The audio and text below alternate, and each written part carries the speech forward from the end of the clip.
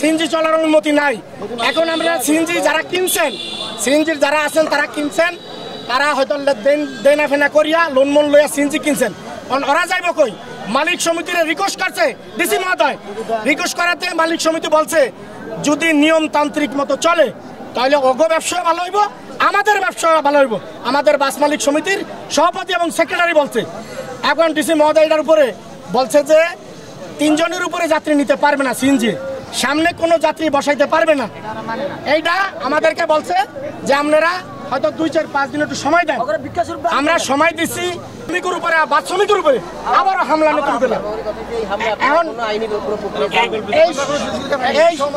এখনো আইনি প্রক্রিয়া আমরা যাই না। এখন আমাকে এই আন্দোলন অব্যাহত থাকবো। এই বাস মিনি বাস শ্রমিক ইউনিয়নের শ্রমিক আপনার এত হলে এবার এটা সমাধান হইতে দিব না। এবং এবার থানা নয়, ডিসি অফিস নয়, এবার আমাদের ডিসি ইয়ার সামনে বাস স্ট্যান্ডের সামনে এই সদর রোডে এখানে বসে আমাদের সমাধান দিয়ে যাইতে হইব। এইটাই আমাদের প্রত্যাশা। একটা আমাদের সাধারণ জনগণের যে দুর্ভোগ, এটার জন্য আমি আসলে এটা আশাবাদী ছিলাম না। আমি এখন এই মুহূর্তে খুব অসুস্থ। আমি বরিশাল যাব, এমনকি এখানে আসব, আমি বাসটা পাচ্ছি না।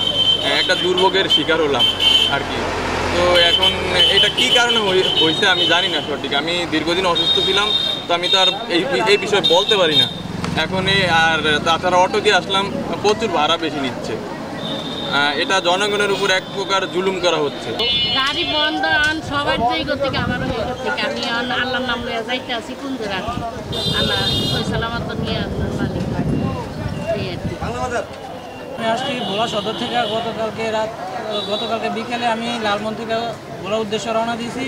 আমাকে বরানা দিনে বাস ওরা বলছে যে বাস বন্ধ, বাস চলবে না, বাস বন্ধ।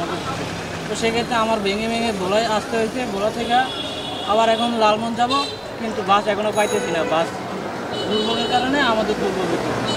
জন্য আমরা কীভাবে সমাধান পাইতে পারি এটা আমাদের আবেদন প্রয়োজনের কাছে। একটু অসুবিধা হয়, 2 দিন পর বাস সিএনজি গন্ডগোল সব বন্ধ হয়ে থাকে।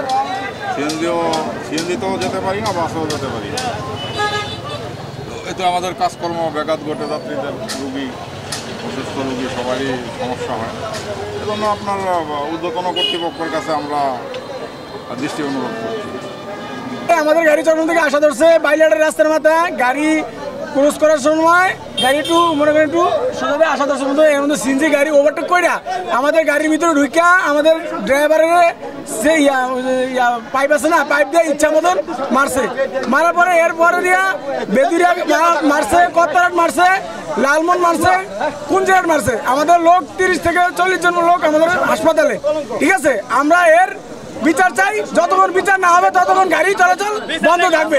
আমরা এই যে ভোলা জেলা যে বাস মালিক সমিতি এবং সিএনজি ওনাদের কিছুদিন পর ঝামেলা হয়, ঝামেলার কারণে ওরা বাস এবং সিএনজি বন্ধ রাখে। সেই ক্ষেত্রে আমাদের যারা স্থানীয় মাইক্রোগুলো আছে আমরা বাকিগুলো ছেড়ে রাখার পরে বিভিন্ন যাত্রী রোগী অনেক সময় আমাদের কাছে আসার পরে আমরা কি করি, তাদের সাথে ভাড়া করে গন্তব্যস্থানে পৌঁছে দিই। সেই ক্ষেত্রে আমাদের গাড়ি আজকে সকালে চরপেশনের উদ্দেশ্যে রওনা দিচ্ছে। বাস স্ট্যান্ডের সামনে ঠিক ওরা হঠাৎ করে বেড়ে অনেকগুলো গাড়ি গ্লাস এবং বাম্পার সাইড ম্যাট ফিটা ভেঙে ফেলাইছে।